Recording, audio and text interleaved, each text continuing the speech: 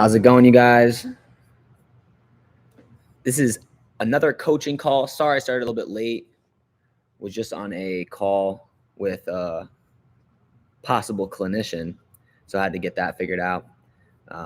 But we're here. I'm here to answer any questions you guys might have about wrestling. So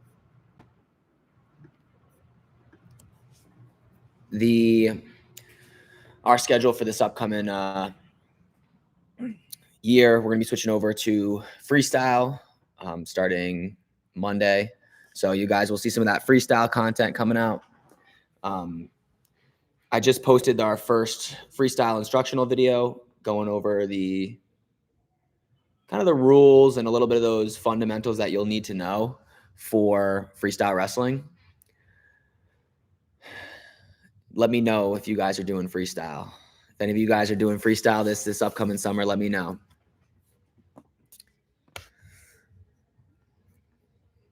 The thing is, I don't have much experience with the Greco-Roman, so I'm going to try to bring someone in to do the instructional, the Greco-Roman one. I have a lot of experience throwing, and you can look up Iron Faith throw videos, of course, but I definitely want to bring in an expert to help with those Greco-Roman videos, even the freestyle ones. We have Stefan Michik coming in to Iron Faith in the summer for one of our camps, and we'll get an instructional video by him. Maybe it's a freestyle one. I don't know if that's what you guys would want. Maybe you just want a duck under one, or not really sure, right? But we do have some freestyle guys coming in to Iron Faith, so we'll try to get some instructional videos with them to help get you guys the best information possible, right? How do you guys feel about Ono going to Penn State too? All right.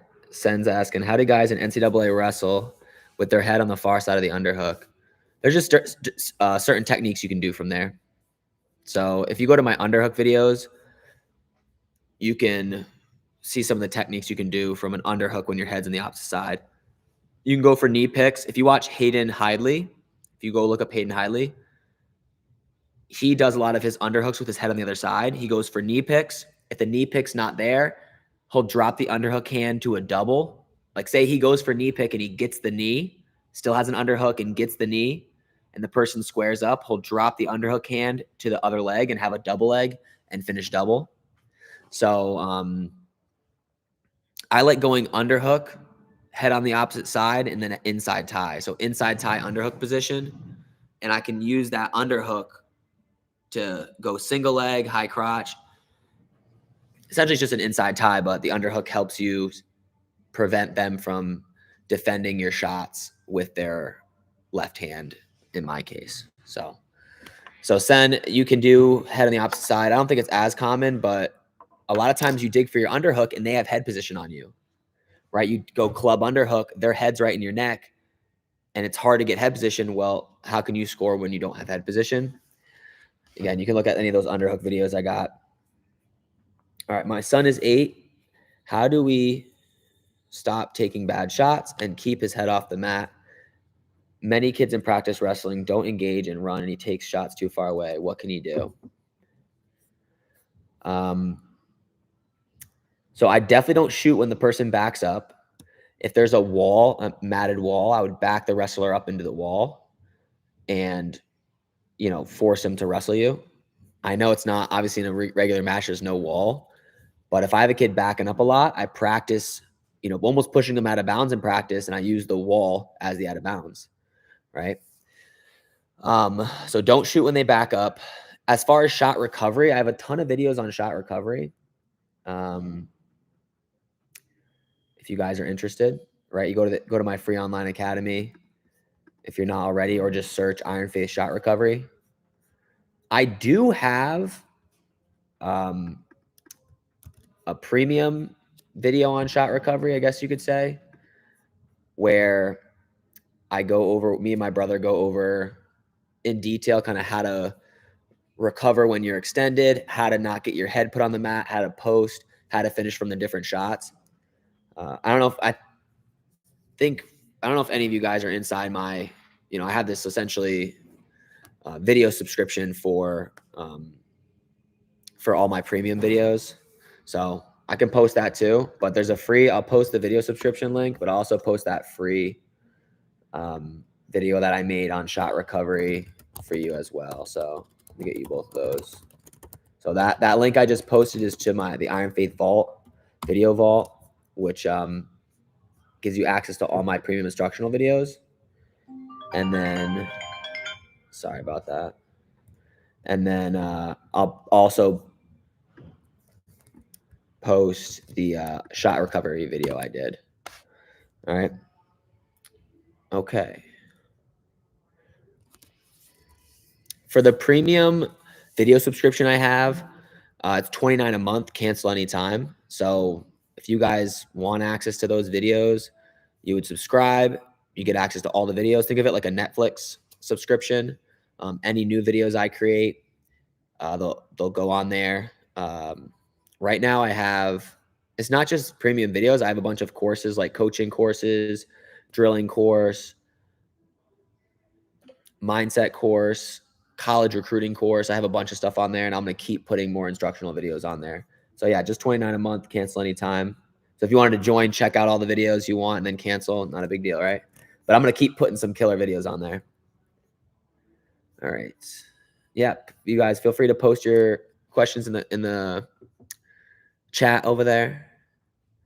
I also have, so the video I have a lot of videos coming out. I've recorded a lot. We just got to edit them. Some that are premium, some that are just going to go up on YouTube. The one that's going to go up on YouTube is a video of how I run my wrestling practices. So any of you coaches out there that are looking to know how I run a wrestling practice, I filmed one of my wrestling practices, and then I'm just going to voice over the practice and show you guys kind of how that practice goes.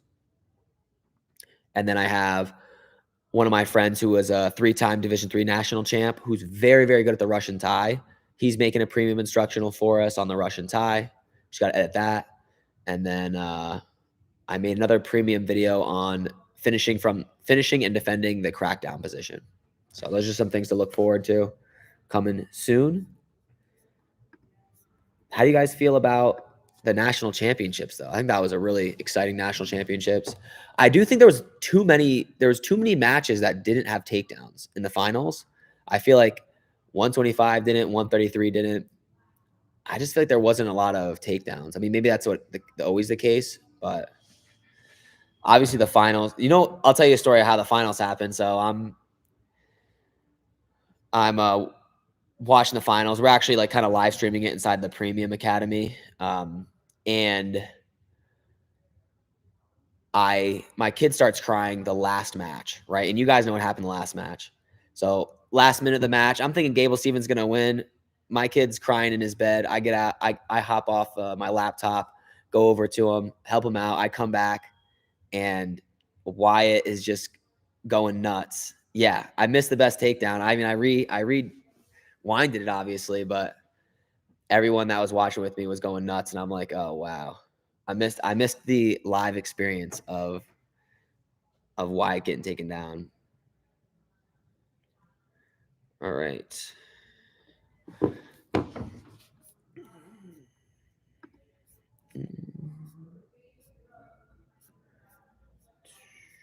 Let me know if you guys have any questions, though. Here to help. Hamza, does strength training make much of a difference in Greco-Roman? Strength training in general is definitely recommended. There may be some people that don't strength train that are really great wrestlers, but in general, even if that's the case, doesn't mean strength training isn't good for you and you shouldn't be doing it. So yeah, 100%. Why would being stronger not help you out? If you guys, and even just doing something, you can follow a specific strength training program, but even just doing something will help. Push-ups, pull-ups, benching, squatting. Doesn't even have to be 100% perfect strength training routine. You just got to be putting effort behind it and, being consistent with your lifting.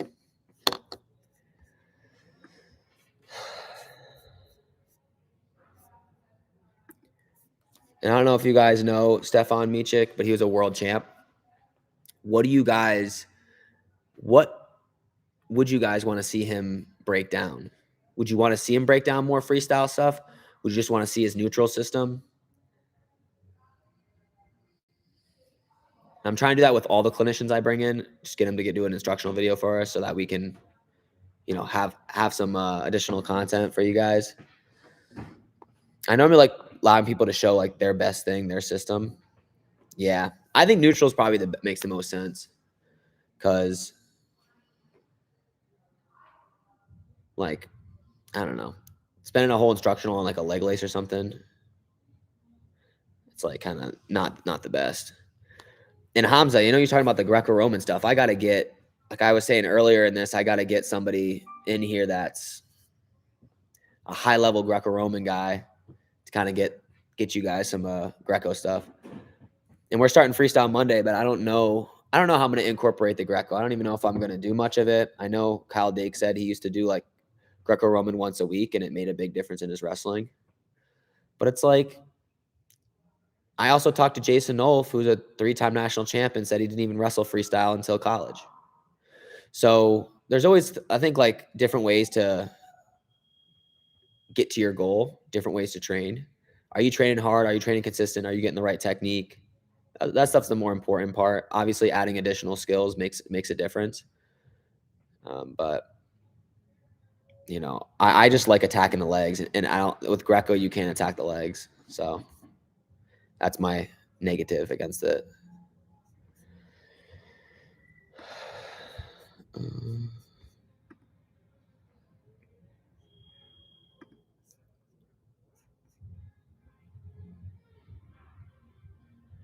You want a coupon for the lot for people in live?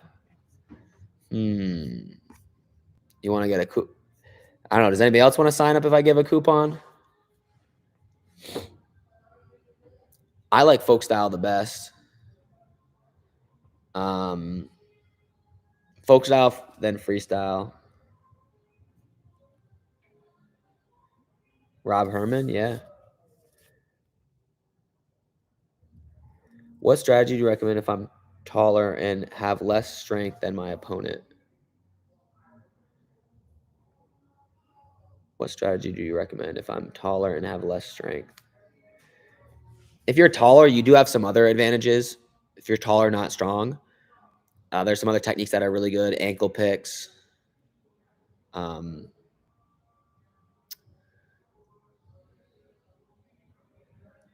I think shots from the open, low singles are really nice for taller people. I think all techniques kind of work fine, but there's some that you'll struggle more too. I would be working collar ties if I was taller. Collar ties, ankle picks, low singles. I think a lot of those things are great for taller people. I would, as far as defense, I would make sure my opponents couldn't get to both my legs as well. Right? Like, I would keep a heavy lead leg forward if I was a taller kid. And don't let the person pull you in super tight. You got a super strong jack kid. Don't let them dig those underhooks and get in tight. Go collar tie, thumb blocks, keep them at a distance, drop off to the ankles, finish fast. That's what I would recommend. And I like folk style better because I like the mat wrestling, but freestyle is obviously fun as well.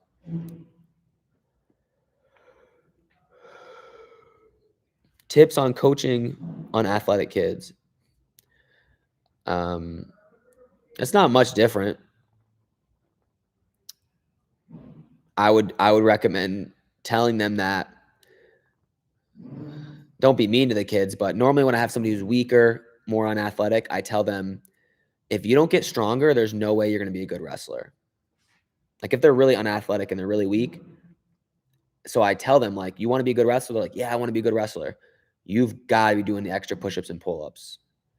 You've got to get stronger. You may not have to be the strongest guy to win, but you got to be stronger. So my recommendation for unathletic kids is be honest with them. Let them know if they don't work on their strength, if they're not doing the extra push-ups at night, the extra pull-ups after practice, they will not become good wrestlers. Okay? And you're not saying they can't become a good wrestler. You're telling them if you don't put the work in, you're not going to. And then if they're more unathletic, maybe they end up being more technical and liking the technique side. So you can always encourage that as well.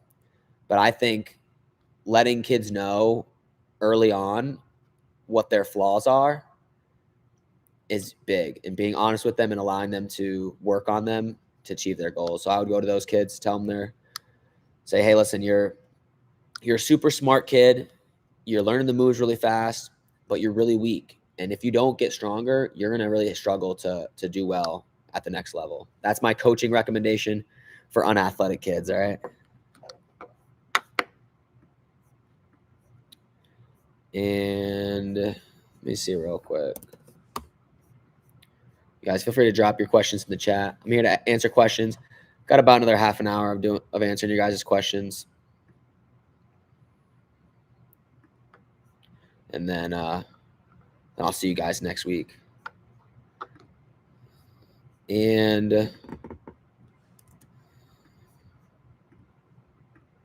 me see. What's a great way to get wrestling endurance and strength besides running and wrestling?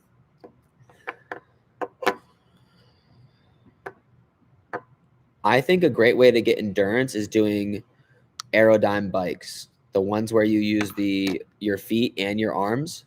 I think those are great, and doing interval sprints with them. So 30-second sprint, 10-second rest, and doing it at the end of practices. So I don't really do long runs. I do sprint training after a hard practice will give you great cardio. I appreciate it. Thank you. First year as a wrestling dad. How's your first year going? Is it going good? Enjoying the sport?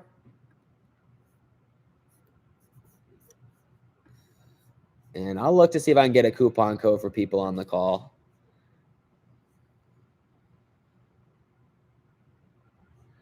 Let's see if this works.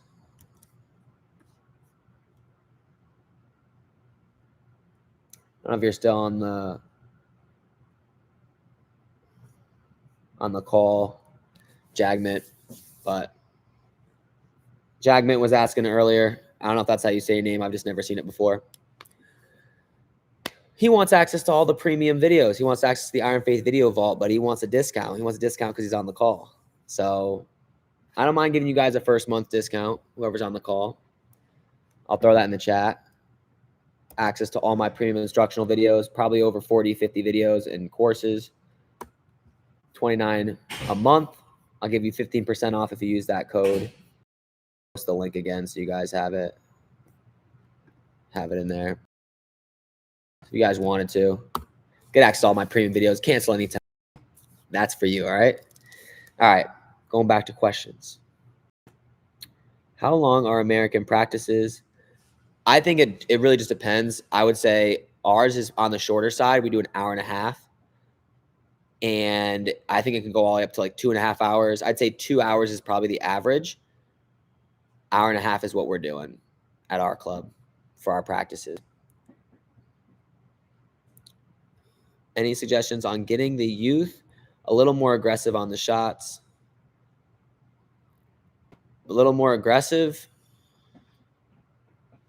It's a little bit of a mental thing, meaning the kid might not know what you mean by that. But I think the best thing is getting him to open up more against kids he can beat. So if he can grab a practice partner that he can beat in live, and just forcing him to attack more and do more takedowns and not just stand there. So I would recommend grabbing a partner that he can beat and just allowing them to, shoot some shots off and get more experience being aggressive in practice. Ever see him in a match take a kid down easily, tell him to cut him and get another takedown. 5-year-old had a tough early season, his fire end of the season. The 7-year-old just didn't have the aggression there. Learned the moves and is strong. Yeah. And the aggression stuff takes time too. I mean, keep telling them, hey, I want you to try more shots, attack more, grab the legs, be offensive. When a kid does do the right thing, when they are aggressive, when they are attacking, let them know, like, That's the way I like to see. So if he does have a great practice, make sure you're letting him know, hey, that practice was awesome. You were super aggressive, much more than usual. I would love to see you do that more often. Really proud of you. Really avoid. This is something that my brother have. Iron Faith, there's 2 clubs. My brother runs one club, I run the other, and he has a parent that is very hard on his kid whenever he makes mistakes, so the kid freezes up. Don't be afraid, or don't allow your son to make mistakes. If you want them to be aggressive, when they shoot and the guy scores on them, not a big deal. So make sure you let them know it's not a big deal that you got scored on. You got it. This is going to help you get better. Keep attacking. Keep going, being offensive. Okay? So those are some of my things I say.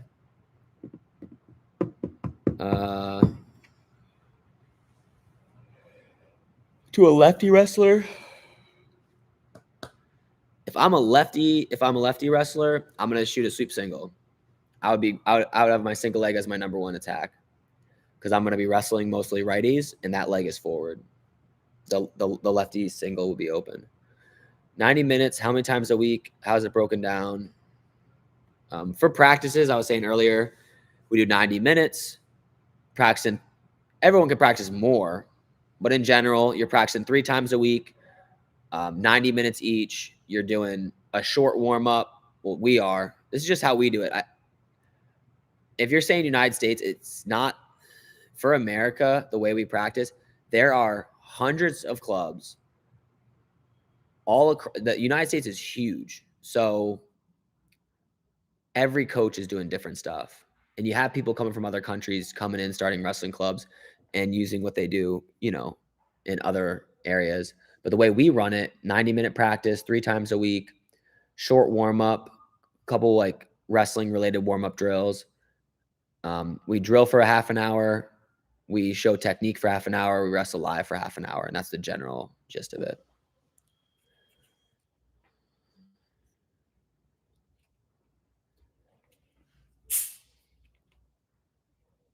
I think aggression is super related to mental preparation. Yeah, I could definitely see that. Got to be locked in.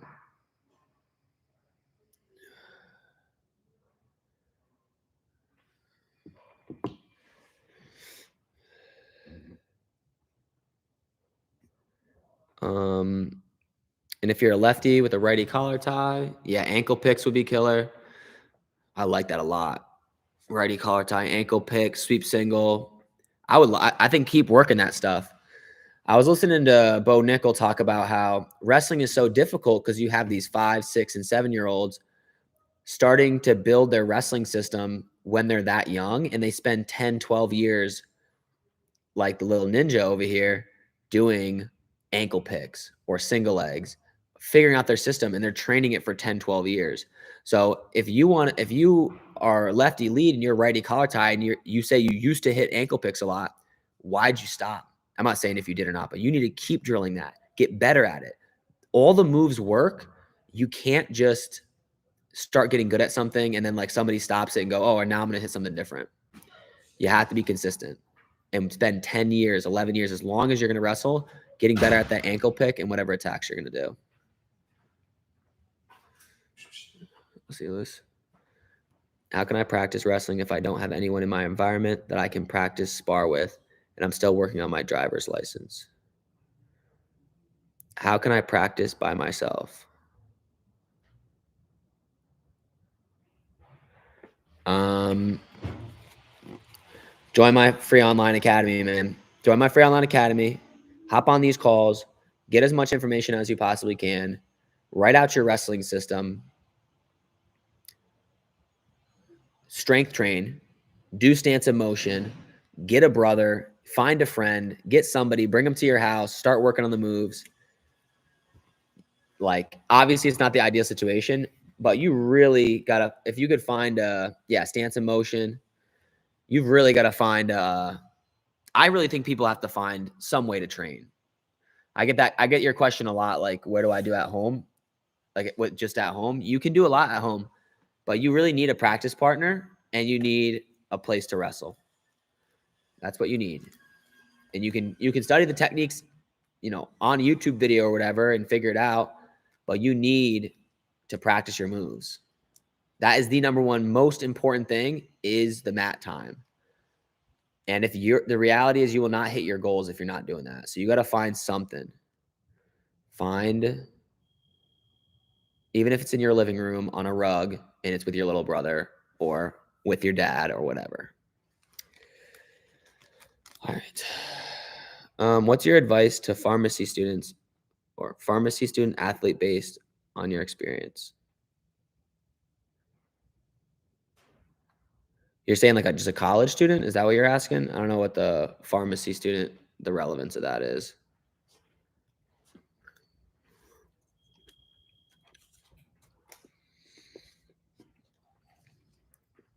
All right. How do you develop aggression in your wrestling? I have the skills to pursue position and pin, but I find myself conceding when I'm faced with more opposition. You got to dig deep. When you're getting punched in the face, it happens with some of my guys too. I don't get it a little bit, to tell you the truth. Like when I was wrestling and I was in the live and somebody was better than me and beat me up, you can't concede. Maybe it's because I got into fights with my older brothers. If someone's beating you up or taking you down, you can lose, but you cannot give up. You can't give up without a fight. You got to fight the whole time. That's the bare minimum. You got to take it more personally. I don't know. I mean, I'm never like mad or getting mad at my opponents, but I'm never going to stop going as hard as I can. That's who you are, right? Right, Jonathan? You're a hardworking person. You're going to get after it. You're not going to let that person make you give up. So you can't just be like, oh, when I reverse somebody better than me and they start taking me down, I'm just going to give up. You're going to keep fighting. There's never going to be a moment when you stop wrestling, and you're going to keep it going. Because I don't know, that's kind of what it is. You got to decide for yourself, like that's the type of person you are. Because it's embarrassing to give up. It's not embarrassing to lose. It's embarrassing to give up. You don't give up. That's not what we do. So I know it's kind of like I never struggled with it. I think it was because I wrestled my brothers, I think was kind of it. And there's no shot I was going to give up. I was getting beat by my older brother, but there's no shot I was going to give up. And when I'm wrestling with my athletes and they give up, I don't know. I just feel like I just tell them like, dude, that's embarrassing. Why are you giving up when I'm beating you? Like that makes me upset when my wrestlers give up when I'm beating them.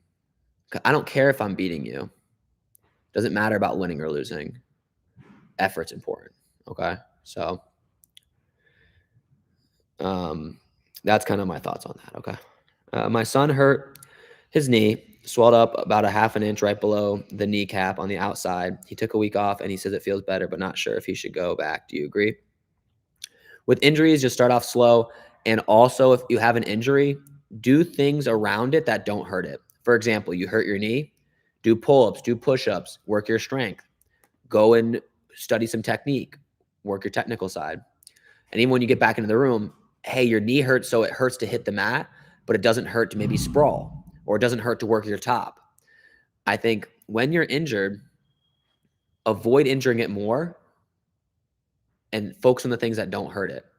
Like if my knee hurt, I know I could work top. I know I could work shot defense maybe. Maybe I can't shoot. Maybe when I shoot, I can't hit my knee. So when it's my turn to score, I'm going to go front headlock maybe. Or I'm just going to go high single and not touch my knee. So if he feels fine, he can start going back into it, but tell him not to aggravate the thing more. Work around the practice. Find a way to get better without hurting that knee further. Even any pain. He doesn't need to have pain on that knee. He doesn't have to hit his knee. He can work different drills. He can tell his coach, hey, my knee's bothering me. Can I work, top? I'm not going to go live, whatever the case might be. I posted the coupon code up there. Scroll up a little bit. It says IFW15, and then it has the link. Let me know I don't know if I think it still works. 15% off your first month. All right. You'll get access to all my premium instructional videos. And thank Jogmet because he asked about the coupon. He said, "Can I get it?" He said, "Can we get a coupon code for the people on the live stream?" And I said, "Yeah, sure." Does headgear really prevent cauliflower ear? Yeah, it does, but I don't really care about cauliflower ear, so it's just a preference thing.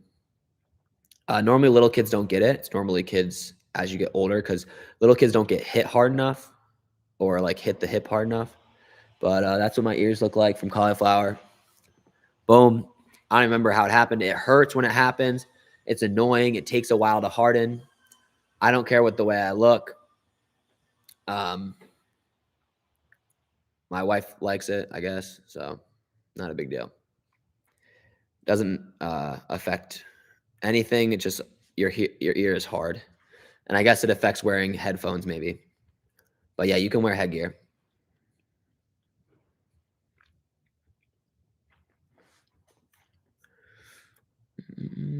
Got about 20 more minutes, you guys. If you have any more questions, I'm here to answer.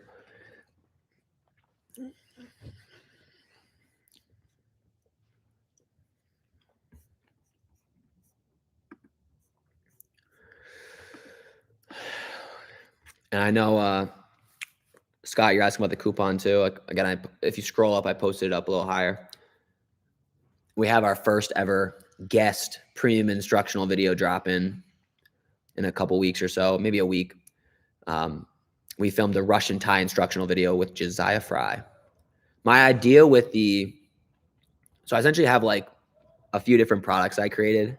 Obviously, I'm going to keep giving you guys free YouTube videos and hopping on these calls and helping you guys out. I got a journal I made. I've got a video subscription, kind of like Netflix, where I'm just going to keep adding instructional videos because I feel like you guys might know Fanatics or like Athletes Ocean or these other platforms. You kind of like pay for one video, and I get that. But I'm like, imagine you can get access to all the videos on Fanatics for like $29 a month. And I'm like, all right, well, I'm going to do that with my stuff. So, even if you only want to watch one video, $29 is normally cheaper than buying the video. So you can just subscribe for 1 month. So it takes care of that anyways. But yeah, so and I want it just to keep growing. Right now, there's like 50 premium videos in there. I want to start bringing in people, adding, some guest instructional videos. Obviously, I'll keep adding videos every single month. And, we have some special courses in there too on mindset, on what's the other stuff we have? Coaching, drills. And then the last thing I have, so it's like those are the first two products. The third product I have is called the Iron Faith Premium Academy. And it has all the videos, but we have more personalized coaching calls. We have a special mindset coach who does mindset coaching calls. You'll get access to our in-person facility if you ever want to come in and do a class. You also get access to all of our camps. Because all of our camps are Iron Faith members only. So those are like the three different things. Yeah. All right. Let's go to answer some more questions for you guys.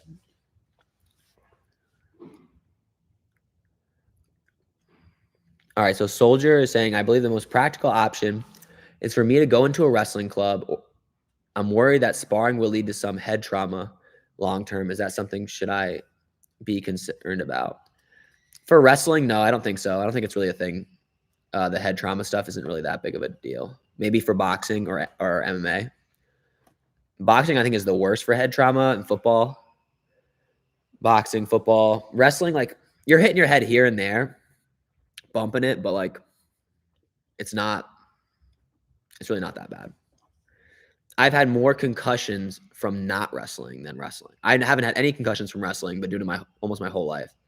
I've had like 3 concussions from doing flips off my swing set and over rotating. So wrestling is less dangerous than doing flips and, messing around in your backyard.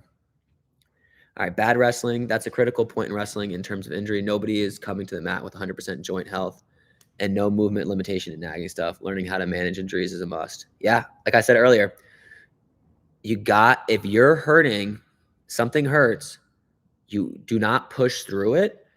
you find a way to win without hurting it more. It's being smart. Your fingers jammed, figure out a way to win in practice without hurting it more. Taping it up, using your other hand, find a way. Obviously, if there's no way, then no way to do it easier, then don't worry about it. Max is asking, how do you incorporate Christian values at Iron Faith Youth Wrestling? The way we incorporate our Christian values, so I'm Christian, the owners are Christian, and we do it through our coaching. Simple as that. I'll make videos on it too, and videos on Christian mindset, stuff like that. But in general, I am acting the way I should. I'm holding my wrestlers the same value. So if we've had kids maybe be disrespectful in a dual meet, you're off the team. You're out of the club. Not always. It's not as strict as that, but like we give people grace or whatever. But there's a standard at the club. This is the way we act, right? We act the right way. We're respectful, all that stuff. So that type of thing is what I'm focusing on. Like we have plenty of wrestlers at our club. Actually, I don't really know, but there's wrestlers at our club that aren't Christian or don't believe, and there are that some. It's not really that. But we as the coaching staff are going to hold ourselves to that standard, and we're going to make sure that the kids are, respecting your parents, working hard, not posting stuff weird on social media, right? Like doing the right things. That's kind of what we're teaching them. And obviously through conversation, we're kind of continuing to teach them the right things. What would you make a video about the overhook shuck? This move is so hard to hit. I agree. It's a very difficult move to hit. I don't know if I have it in my overhook instructional. I'll post the overhook one. You can look through it. But if you guys always look up Iron Faith and whatever instructional, like on YouTube, it probably anything will pop up. Or just join the online academy for free, and everything's organized there. But I'll post the overhook one.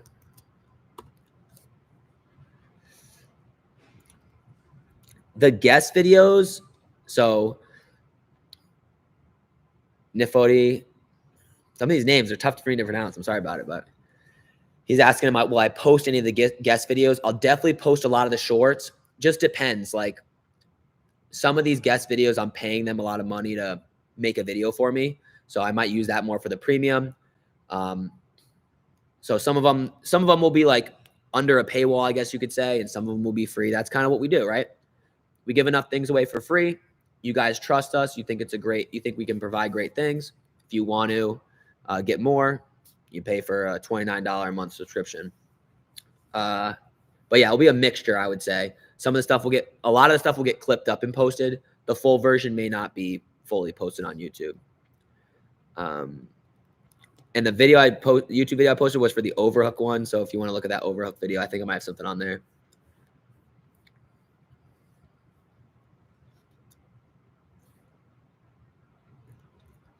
Yeah, and if your son's getting hurt during the live goes, he doesn't have to wrestle live at all. Just tell him not to go live until he's fully better, or try the drilling out. How do we get the little ones to stop going for headlock throws? How do you keep your students from developing patterns and staying sharp match to match? It's tough if you're not running if you're running the practices, you can kind of help your kid more. But if you're not running the practices, there's not much you can do. But always reward. It's just simple. When your kid does something you want them to do, you're going to encourage that. You're going to reward that. You're going to say, great job. For example, he hits a nice double leg. That's what I like to see. I want to see you shoot more. That looks awesome. We're going out to ice cream because you took that kid down with a double leg, right? So just rewarding kids for good behavior. And just saying, like, if he's hitting a lot, if he messes up from a headlock, hey, the headlock's going to be there. But, I think you're going to lose a lot of matches as you get older by just forcing that all the time. So it's kind of that balance, because the headlock's going to work. They're doing it because it's their only way to beat better guys. So they're like, and it's an easy way to win. Easy, physically easy. If I headlock somebody, I don't have to work through a hard double. I don't have to wrestle the whole entire match. I can just pin them. So encourage their other behaviors. I don't really teach headlocks. I mean, you can. I'm teaching a lot of double, single, high crotch. As I'm coaching, though, in my practice, I'm saying that in practice. Great double leg, great single leg. Hey, shoot more. Stop going headlock. Shoot more. Attack the legs more. And they're, yeah. So if you're in the practice room, you can encourage the kids as you walk around. If you're just a parent, you'll have to do that from this, when he comes over to you, or, on the, I guess, before tournaments or something like that, or after he wrestles a match. All right. Jonathan, there are people who seem to go live, drill, and lift throughout the day, every day. What is the protocol attitude to take for recovery? I'm putting more effort into school to get more mat time. Just take 1 day off a week, Jonathan. 2 workouts a day, 1 day off a week. That's about the max people are doing.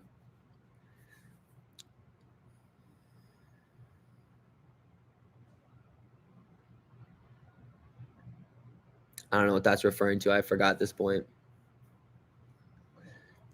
Is it worth to hit a gi judo dojo to add something to your wrestling, like hip engagement? I think judo is better than jiu-jitsu, so you could, if you wanted to add some judo for wrestling. Foot sweeps, throws are a nice addition. I mean, we don't really care if our kids do judo or not, because we all of our owners did judo. We have experience with throws, so we can just teach that in freestyle wrestling. I think it'd be better to do freestyle wrestling than judo. But if you don't have access to freestyle wrestling, but you have access to judo, I think that's a great option.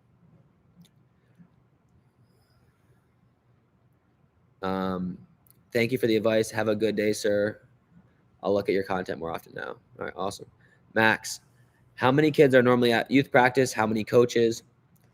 So we have 3 different practices. We have youth, middle school, high school. Our smallest group is our youth, because our club is like, I guess you would say is more elite or just serious. Like, the kids are serious. They want to get good. Parents who are joining, they want the kids to get good. There are a lot of kids who come there's kids that aren't good, but they want to be good. They're serious, right? That's what I mean. So my point being is there's not a lot of serious 6 to 10-year-olds, right? Because they're just trying the sports out. So that group itself is a lot smaller. We're going to have 10 to 14 kids in that youth class and 2 to 3 coaches. I run every session. Our middle school has like 45, 50 kids in a class and still 2 to 3 coaches. And high school, same thing, like 50 kids, 2 to 3 coaches. But the way we drill, we're able to kind of check everyone's technique at the same time. We've been doing a little more scripted drilling so that I can look across the whole room and see that kid needs help with his backside finish. That kid's doing it right, and we can walk to each group. But normally, that's kind of the way it is. So I have like the same amount of coaches for all my groups, but the youth need more attention too. They need more help, because especially if they're brand new. Yeah, I am the author of The Complete Wrestler. I wrote it. I had my wife help me with the cover design and kind of finishing up the editing of the book. And you're welcome. All right, you guys. That's all I got for today. Love it. Yeah. Yeah, I can post that to you guys before I hop out. Garoshi is talking about The Complete Wrestler. It's this journal I made, but it's really just like a technical journal where you guys can search any instructional video you want. It has a strength training program in it that you guys can go through. This is like my lowest, you would say my lowest tier product as far as like things you wanted to get. That's the thing I posted right there is just the Amazon link to The Complete Wrestler. Love it. All right, Max. Thanks, Coach. How many opportunities throughout the year do the youth kids have to compete? During the wrestling season, the youth wrestlers have a lot of opportunity to compete, like almost every weekend for like 3 months, 3.5 months. And then during the off season, they have as much opportunity as they want, but once a month, maybe some months 2 times a month, kind of during that off season. It's not the biggest deal. They don't need to compete a crazy amount. We just have like the winter season is generally like tournaments every weekend, then a state championship at the end, like local youth tournaments. But yeah, hopefully that helped you guys out. This will be recorded. I'll see you guys next Tuesday at 1. Sorry, I was a little late this call, but looking forward to continue to help you guys out. And If you have any other questions, drop them in the academy or hold them until next call. See you guys.